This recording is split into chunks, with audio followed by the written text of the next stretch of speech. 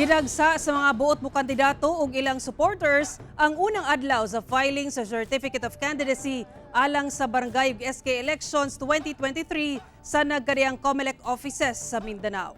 Ani ang report ni Argil Relator. Wala pa man nag-abdi ang COMELEC office sa Davao City. Midagsa na ang mga boot mudagan sa barangay ug sangguniang kabataan elections karong Oktubre 30. Kini ato sa unang adlaw sa filing of Certificate of Candidacy. Gani nag-request na ang COMELEC ug dugang security force gikan sa PNP tungod sa kadaghan sa buot mo file og COC. Is it because 28 karon kay 8 or holiday or first day or gamay lang gyud ang panahon for the filing? Oo, 6 days lang talaga until Saturday lang siya. Samtang buot ni Congressman Paulo Duterte nga makabalhin sa mas dakong lugar ang buhatan sa COMELEC diyang namatikdan ang kahuot sa lugar ato sa filing of COC. Mo to nagstorya mi ni kuan taga COMELEC officer nga pangitanong pagi kay na daw sila yuta dito sa may UP 1 hectare. So ana ko nga storyahon natong DPWH kay basig pwede na to mapabudgetan this year or next year. Dagsa sab sa COMELEC Cagayan de Oro City ang mga aspirants sa barangay ug SK elections aron mag-file sa ilang COC. Dili moubos sa 200 ka aspirants ang sayo sa buntag pa lang niabot na sa buhatan. Gawas sa mga kandidato, anaasab ang ilang supporters sa palibot. Pahimangno sab sa COMELEC ngadto sa mga mag-file sa ilang COC nga siguraduhong kompleto ang ilang mga dalang requisitos aron dili malangan. Muna na manis na nato. Although mo intil og pila ka minutos kay ato pa mang klaro gyud no kung butante bagid na siya diha nga aspirant kay kun dili di man naton adawaton. Dibuan ka aspiring candidates gikan sa 98 ka mga barangay sa Zamboanga City ang midagsa sa unang adlaw sa filing of COC nga gipahigayon sa usa ka mall sa syudad.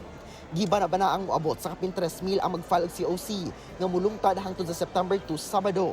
Matod sa COMELEC 9, bisan dagsa ang mga nag-file og COC nahimong hapsay ug malinawon gumikan sab sa tabang sa PNP. Nagpahimangno sab ang COMELEC 9 sa mga naka-file na sa ilang COC nga sundon gayud ang mga balaod kalabot sa campaigning aron dili ma-disqualify. For those who were able to file their COC today, the rules on campaigning is already applicable to them. Meaning to say, they are now considered as candidates. So kung may mga tarpaulin ka, tanggalin mo na yan kahit happy fiesta, happy wedding, happy anniversary, etc. Those are considered campaign materials.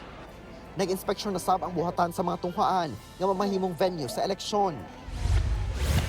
Midagsa sab ang mga aspirant ug supporters ato sa unang adlaw sa filing of COC sa COMELEC General Santos City. Okay naman yung takbo ng ating filing of COC. Medyo may konting kabagalan lang because syempre kailangan pa yan siyang i-encode tapos may photo capturing pa. As to the screening, receiving, and then the signing of the log sheets, okay naman.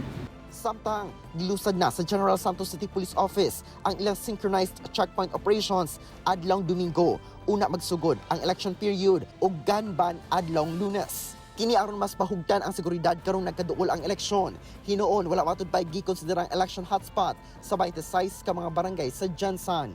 Story dito sa Jansan wala namang mga election related incidents. But still, we're not lowering our guards to preserve and maintain the peace and order. Bisan giulan, midagsa gihapon ang mga buot mo kandidato sa barangay ug SK elections sa COMELEC Pagadian City sa unang adlaw sa pag-file og COC.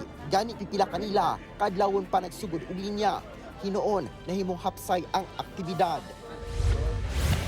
Sa Kidapawan City, dunay gihimong schedule ang COMELEC Kidapawan aron dili magdasok ang mga mag-file og COC. Matag adlaw hangtod sa September 2, tag-8 ka barangay ang ilang i-accommodate.